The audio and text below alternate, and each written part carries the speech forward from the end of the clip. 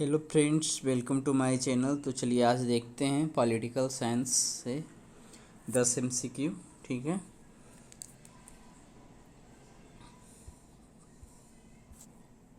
तो आइए पहला क्वेश्चन देखते हैं। पहला क्वेश्चन आपको यहाँ दिख रहा है, संविधान संशोधन से संबंधित कौन सा कथन सही है।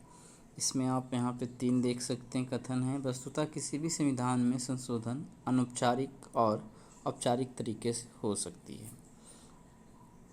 दूसरा है, भारतीय संविधान में संशोधन की प्रक्रिया दक्षिण अफ्रीका के संविधान से लिया गया है। फिर है तीसरा, भारतीय संविधान के भाग 20 के अंतर्गत 368 में संविधान संशोधन की शक्ति व प्रक्रिया का विस्तृत उपबंध किया गया है।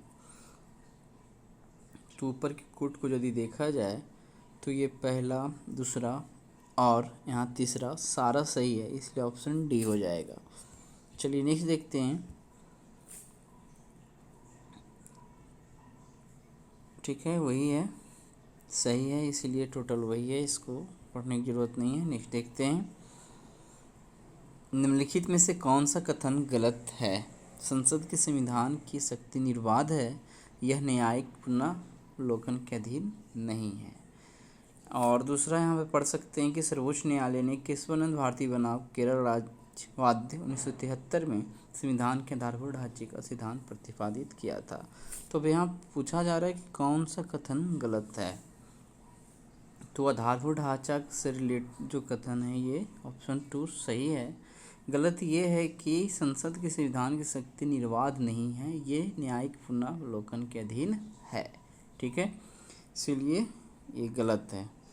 तो गलत चुनना था तो केवल 1 हो जाएगा। ठीक है, आप डिस्क्रिप्शन में वही हम देख सकते हैं कि संसद के संविधान की शक्ति निर्बाध नहीं है, बल्कि यह न्यायिक पुनर्विलोकन के अधीन है। वही है, सर्वोच्च न्यायालय ने केशवानंद भारती बनाम केरल राज्यवाद 1973 में संविधान के आधारभूत ढांचे का सिद्धांत प्रतिपादित किया था। आइए नेक्स्ट देखते हैं।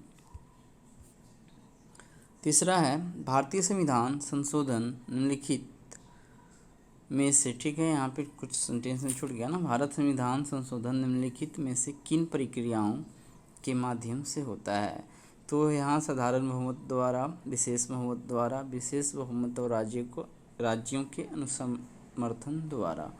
तो ध्यान देना है, ये तीनों मेथड यूज किया जाता है अलग अलग उपबंधों को संशोधित करने के लिए, इसीलिए ऑप्शन ए हो जाएगा। ठीक है, यानी सारा यहाँ पे सही है। या किन माध्यमों से होता है, तो तीनों माध्यमों से होता है। तो यहाँ आप देख सकते हैं वही तीनों हैं। ठीक है, चलिए चौथा देखते हैं। निम्नलिखित में से कौन सा सही है। साधारण बहुमत से संशोधन अनुच्छेद 368 के अंतर्गत किया जाता है। साधारण बहुमत से संशोधन में दोनों सदनों में उपस्थित तथा मतदान देने वाले सदस्यों के आधे से अधिक की सहमति ही प्राप्त होती है। तो ऊपर हमने पढ़ा साधारण बहुमत, विशेष बहुमत और विशेष बहुमत के साथ राज्यों का अनुसमर्थन। तो सबसे पहले साधारण बहुमत में है से जो संशोधन होता है उसका वर्णन 368 में नहीं किया गया है। ठीक है, अनुच्छेद 368 में नहीं किया गया है। और ये आगे वाला ठीक है, साधारण बहुमत से संशोधन में दोनों सदनों में उपस्थित तथा मत देने वाले सदस्यों के आधे से अधिक सहमति ही पर्याप्त होती है। तो कथन 2 सही है, इसीलिए यहाँ पे जो है आंसर हो जाएगा केवल 2, ऑप्शन बी होना चाहिए। ठीक है, तो यहाँ पे सुधार दिया गया है कि साधारण बहुमत संशोधन अनुच्छेद 368 के अंतर्गत नहीं आता है। दूसरा है, साधारण बहुमत से संशोधन में दोनों सदनों में उपस्थित तथा मत देने वाले सदस्यों के आधे से अधिक की सहमति ही पर्याप्त होती है। अब आगे देखते हैं, 5वां नंबर देख सकते हैं। निम्नलिखित में से कौन सा साधारण बहुमत से संशोधित किए जाने वाले उपबंध है। तो यहाँ पे मैंने डिस्क्रिप्शन तो ज़्यादा नहीं ऐड किया है, लेकिन यहाँ पे 5 जो अनुच्छेद है इसको आप देख सकते हैं। 2, 3 और 4 अनुच्छेद में जो भी बातें हैं उसका संशोधन करना हो तो वो साधारण बहुमत से संशोधित हो जाएगा। ठीक है, इसका वर्णन अनुच्छेद 368 में नहीं है। इधर है 75, 97, 125, 165 5 का पाँचवा और 221 का दूसरा, ये भी साधारण बहुमत से होगा। अनुच्छेद 105 का 3 और 106 ये भी साधारण बहुमत से होगा। अनुच्छेद 120 2 और 124 1 ये भी साधारण बहुमत से होगा। अनुच्छेद 135, 169 1 और 239 ये भी साधारण बहुमत से होगा। तो इस प्रकार से टोटल सही है। ठीक है, इसलिए इसको यहाँ पे मैंने इसका डिस्क्रिप्शन नहीं दिया है। तो साधारण बहुमत से जो संशोधन होता है और एक है विशेष बहुमत और राज्य से, उन दोनों का अनुच्छेद याद रखने की ज़रूरत है। बाकी जो भी बच जाता है वो विशेष बहुमत से संविधान में संशोधन होता है, और सबसे ज़्यादा भारतीय संविधान में संशोधन यदि होता है तो वो विशेष बहुमत से ही होता है। ठीक है, तो चलिए आगे देखते हैं। निम्नलिखित में से कौन सा कथन सत्य है? संविधान के अधिकतर उपबंध विशेष बहुमत द्वारा ही संशोधित किए जाते हैं। तो यह भी हमने डिस्कस कर लिया, तो एक सही है। कह रहा है संघीय ढांचे से संबंधित उपबंध का संशोधन विशेष बहुमत से किया जाता है। तो यहाँ ध्यान देना, संघीय ढांचे से जो संबंधित है उसमें राज्य का भी समर्थन जरूरी होता है, तो वो तीसरा में चला जाएगा कि विशेष बहुमत और राज्यों का अनुसमर्थन। तो इस तरह से ये केवल एक आंसर हो जाएगा। ठीक है, ऑप्शन ए होना चाहिए। तो संविधान के अधिकतर उपबंध विशेष बहुमत द्वारा ही संशोधित किए जाते हैं, और संघीय ढांचे से संबंधित उपबंध का संशोधन विशेष बहुमत से नहीं किया जाता है। इसमें एक लाइन आप याद रख सकते हैं कि विशेष बहुमत और राज्यों के अनुसमर्थन के द्वारा संघीय ढांचे से संबंधित जो भी उपबंध है, अनुच्छेद है, उसका क्या है, संशोधन किया जाता है। चलिए नेक्स्ट देखते हैं। निम्नलिखित में से कौन सा कथन सत्य है? तो सदन की कुल संख्या का अर्थ सदन की तत्कालिक संख्या से है, ना कि औपचारिक संख्या से है।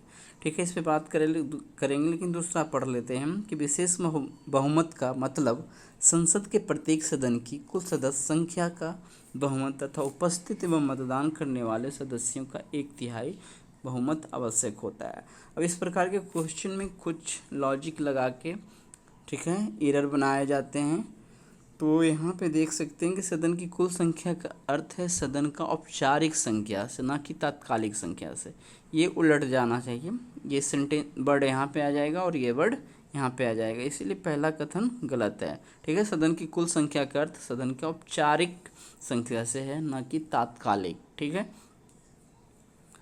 अब दूसरा है कि विशेष बहुमत का मतलब संसद के प्रत्येक सदन की कुल सदस्य संख्या का बहुमत तथा उपस्थित में मतदान करने वाले। अब यहाँ तक ना इसको पूरा जब पढ़ेंगे तो यहाँ 1/3 है। कभी कभी क्या है, 2-4 लाइन पढ़े और लगा कि हाँ ठीक है, तो ये सब एरर कॉमन बनाया जाता है। हाँ 1/3 ना होकर 2/3 होगा। इस प्रकार से आपका आंसर हो जाएगा ऑप्शन, कौन सा कथन सत्य है? तो ठीक है, ऑप्शन तो डी ही होना चाहिए, क्या है कि दोनों सत्य नहीं है।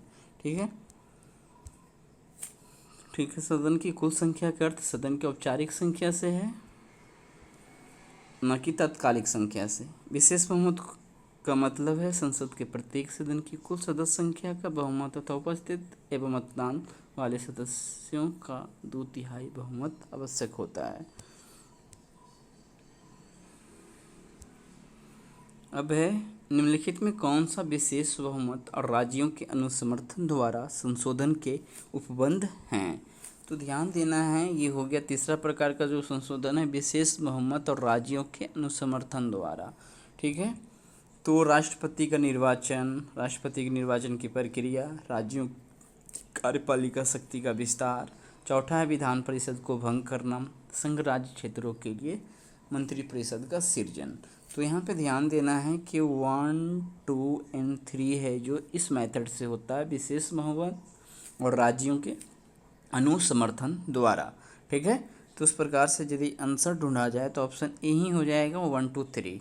ठीक है ना, और यहाँ पे विधान परिषद को भंग करना, संघ राज्यों के लिए मंत्रिपरिषद का सृजन करना, ये विशेष बहुमत से ये दोनों हो जाता है। ठीक है ना, तो इस प्रकार से आप देख सकते हैं।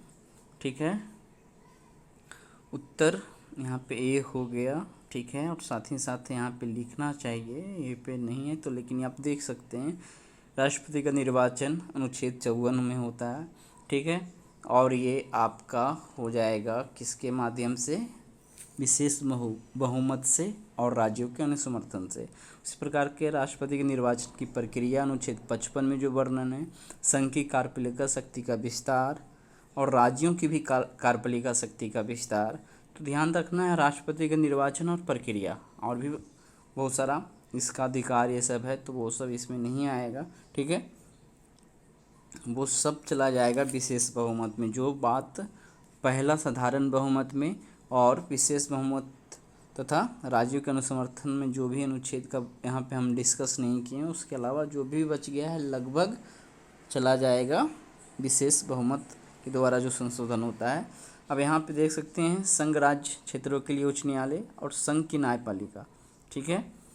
तो ये दोनों जो है इसका भी अब यहाँ पे है संघ राज्य क्षेत्र के लिए उच्च न्यायालय अनुच्छेद 241 में जो बात वर्णन है उसका संशोधन करना।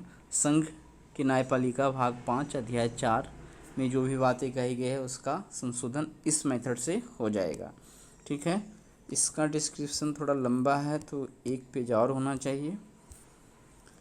अब यहाँ पे देख सकते हैं राज्यों के उच्च न्यायालय, ये भाग 6 अध्याय 5, इसका भी संशोधन इसी माध्यम से होगा। संघ व राज्यों के बीच विधायी संबंध भाग 11 अध्याय 1 में जो वर्णन है। फिर है 7वीं अनुसूची में, 7वीं अनुसूची के किसी भी सूची में, ठीक है, संघ सूची, राज्य सूची और समवर्ती सूची, जिसमें भी संशोधन किया जाना है इसी माध्यम से होगा, ठीक है। राज्य के अनुसमर्थन से भी और विशेष बहुमत दोनों सम्मिलित रूप से। फिर है संसद में राज्यों का प्रतिनिधित्व, ये भी अनुसूची 4 में वर्णन है, इसका भी संशोधन इसी माध्यम से होता है।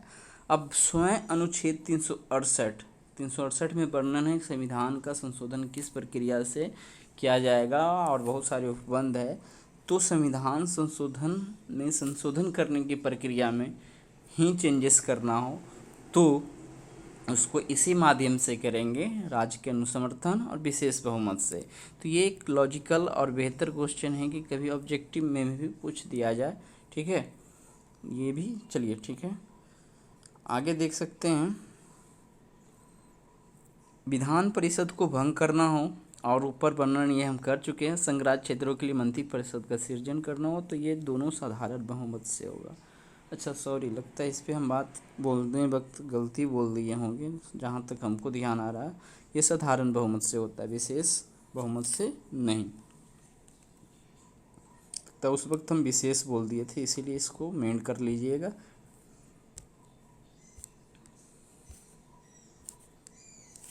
फिर है निम्नलिखित में से कौन सा सही है। राज्यों के विधानमंडल द्वारा संविधान संशोधन विधेयक का अनुसमर्थन विशेष बहुमत से किया जाना आवश्यक है। क्या है, राज्यों के विधानमंडल द्वारा संविधान संशोधन विधेयक का अनुसमर्थन विशेष बहुमत से किया जाना आवश्यक है। फिर है संविधान संशोधन के लिए वहाँ पे विशेष बहुमत की जगह पे साधारण बहुमत होना चाहिए, इसलिए हमको लगता है पहला जो है आपका गलत है, ठीक है। यहाँ पे राज्यों के विधानमंडल द्वारा संविधान संशोधन विधेयक का अनुसमर्थन साधारण बहुमत से किया जाना आवश्यक है, यहाँ पे विशेष नहीं होना चाहिए, ठीक है।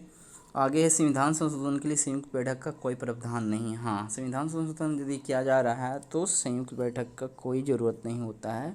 लोकसभा हो राज्यसभा हो, दोनों जगह से उसे पारित करना अनिवार्य होता है, इसलिए ऑप्शन यहाँ पे केवल 2 और ऑप्शन बी सही हो जाएगा। राज्य के विधानमंडल द्वारा संविधान संशोधन विधेयक का अनुसमर्थन साधारण बहुमत से किया जाता है, ठीक है, विशेष बहुमत से नहीं। संविधान संशोधन के लिए संयुक्त बैठक का कोई प्रावधान नहीं, 2 सही है, इसीलिए ऑप्शन केवल 2 और ऑप्शन बी हो जाएगा। एक और है, निम्नलिखित में कौन सा कथन गलत है। तो राष्ट्रपति संविधान संशोधन विधेयक को अनुमति देने के लिए बाध्य नहीं है, यानी कि जो भी संविधान संशोधन का विधेयक आएगा उसका अनुमति देने के लिए बाध्य है कि नहीं है। दूसरा भी पढ़ते हैं तो इस पर डिस्कस करेंगे। संविधान संशोधन विधेयक को प्रस्तुत करने के लिए राष्ट्रपति की पूर्व अनुमति की आवश्यकता होती है। अब यहाँ पे ये ध्यान देना है कि राष्ट्रपति संविधान संशोधन विधेयक को अनुमति देने के लिए बाध्य नहीं है। मतलब यहाँ पे बाध्य नहीं हटा लेते हैं, बाध्य है कि वो संविधान संशोधन का जो भी विधेयक आएगा उसको अनुमति देना ही है। ठीक है। फिर है यहाँ पे अनुमति की पूर्व आवश्यकता होती है, नहीं होती है, क्योंकि ऊपर बाध्य है इसीलिए अनुमति की आवश्यकता नहीं होती है। ये दोनों लॉजिक्स, ये दोनों बात को याद रखना है। तो कौन सा कथन गलत है?